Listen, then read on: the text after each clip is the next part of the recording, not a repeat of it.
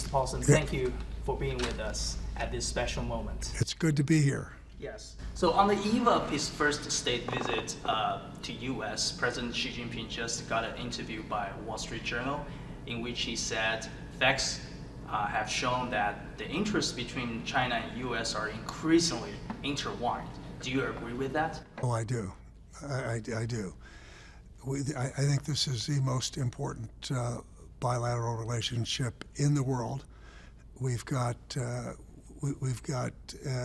There's more tension in the relationship than there's been in some while. There's some real differences, but the issues we have in common, the common interests, are greater than the differences.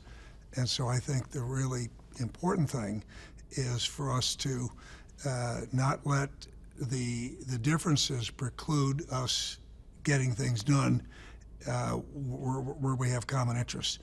And among the biggest common interests are the economic interests. Yes. There has been talk of the difficulties between the two countries. What's next, and how will we overcome it?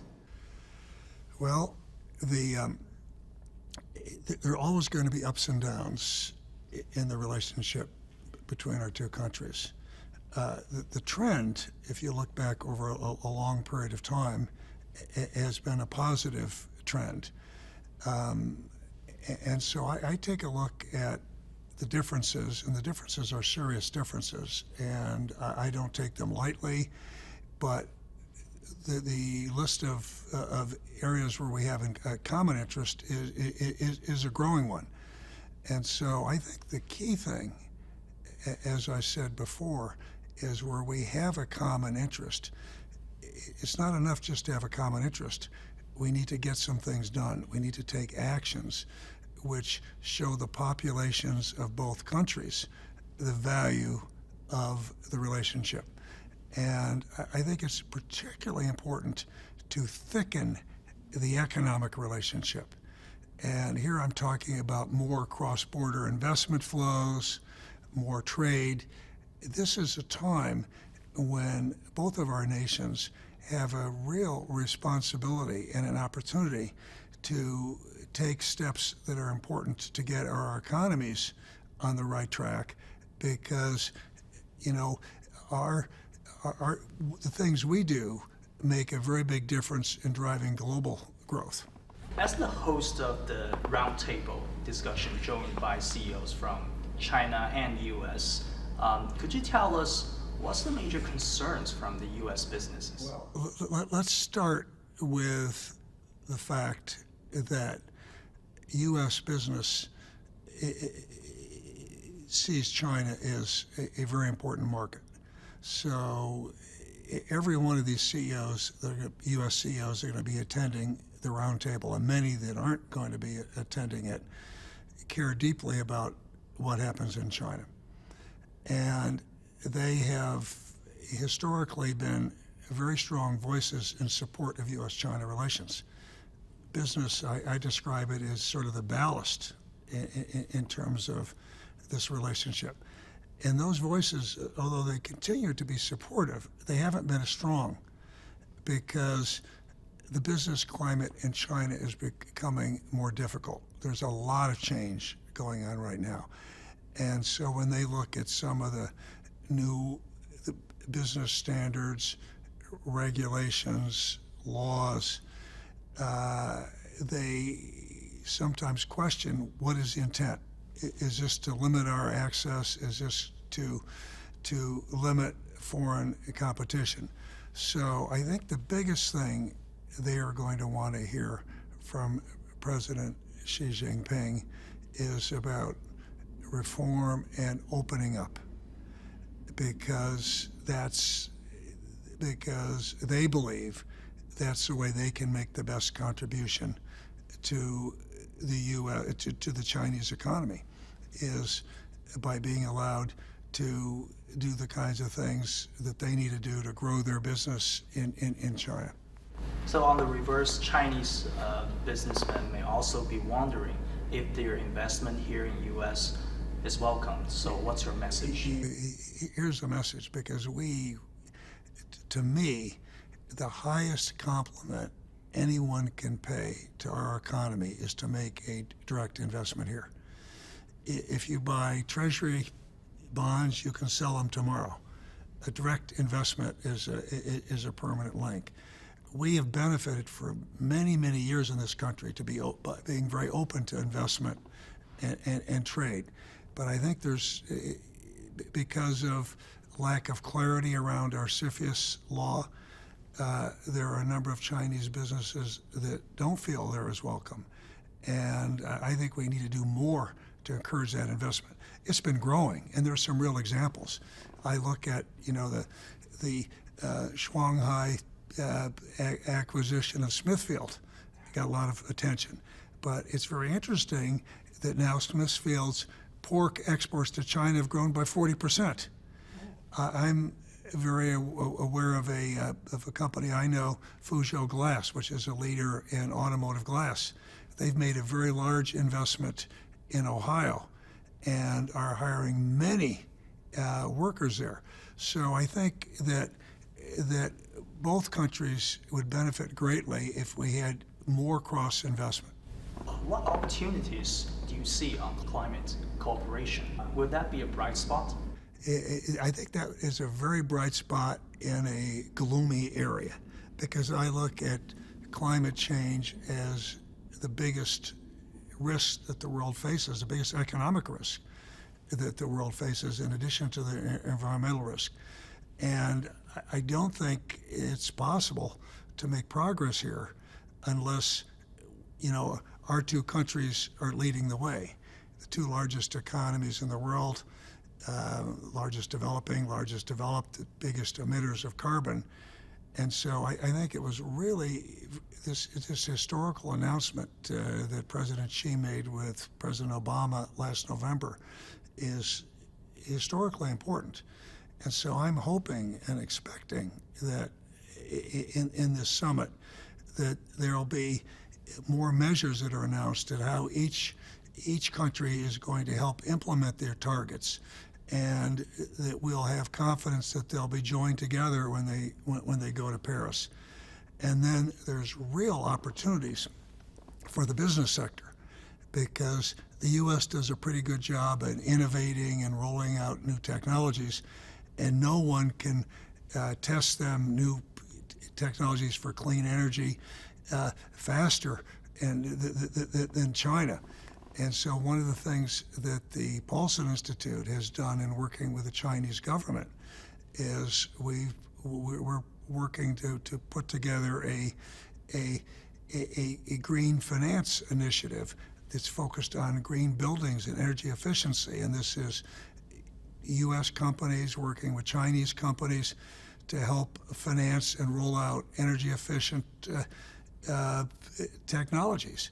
And when you look at it, 40% of all greenhouse gases come from buildings, and a very large percentage of new buildings going up in the world are going up in China. So again, a real opportunity to work together. Yeah, exactly. We do have seen your engagement Right. in that part. So speaking with the China's reform, President Xi Jinping just expressed a resolution of moving forward despite slump. So what's your thoughts, and what have you been recommending? Well, I see this as very important, because what I've said to people about the Chinese economy is this. I said that we shouldn't place our focus on what happens in the equity market. What goes on in the real economy is most important.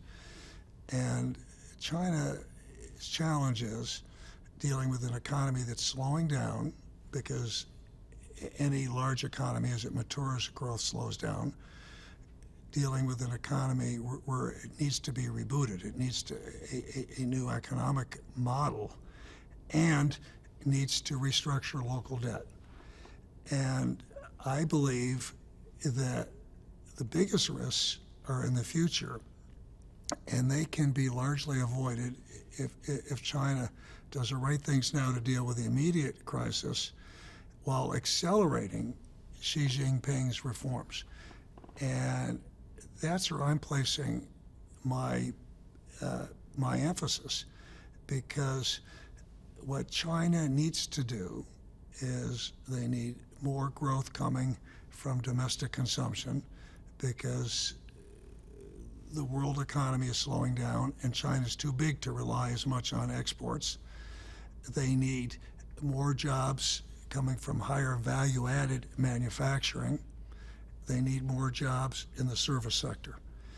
And the only way they're going to get those jobs, in my judgment, is going to be from the private sector.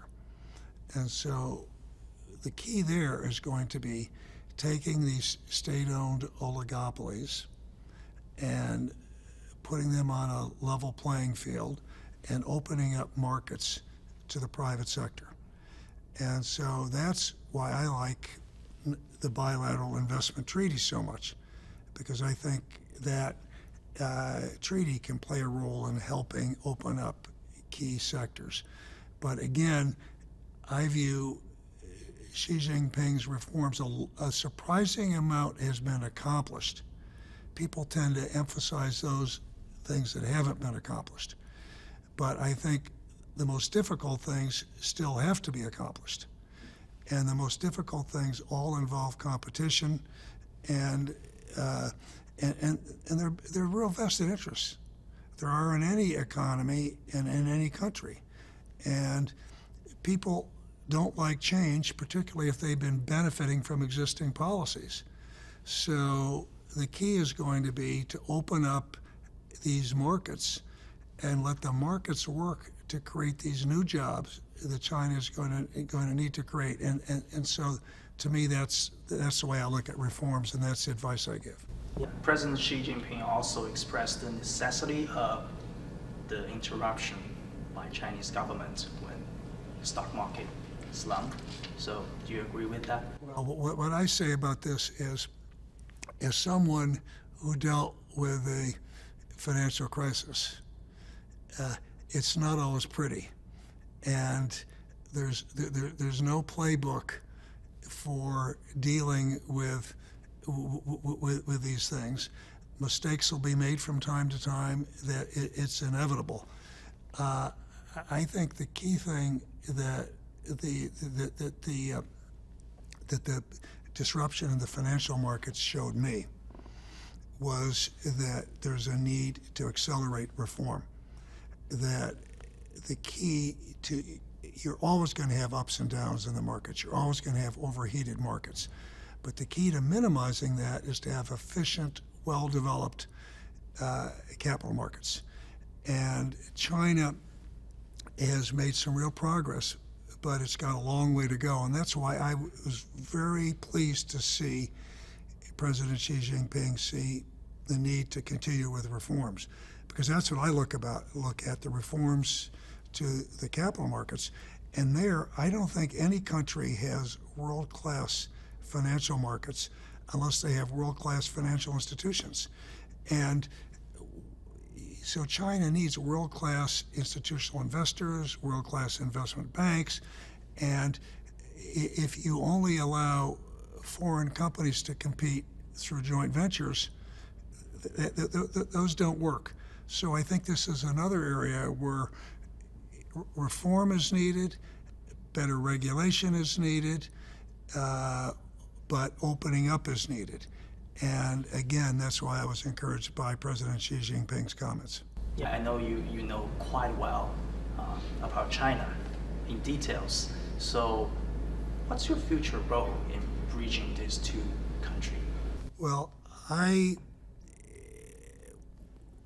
after leaving Treasury and stepping down from government, I decided that I want the next phase of my life to be devoted to not-for-profit work.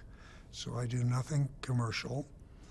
I set up the Paulson Institute, and the reason I set that up is I believe that the U.S.-China relationship is the most important relationship in the world, and that if we want to solve the most important issues, maintaining global economic growth, combating terrorism, dealing with these environmental challenges, it takes a good U.S. relationship with China. So the Paulson Institute is focused on that. I'm spending my time focused primarily on the economic and the environmental issues and the intersections of those two, because I think those are the issues I know the most about. They're ones I care deeply about, and I think those are areas where there's great compatibility between the U.S. and China.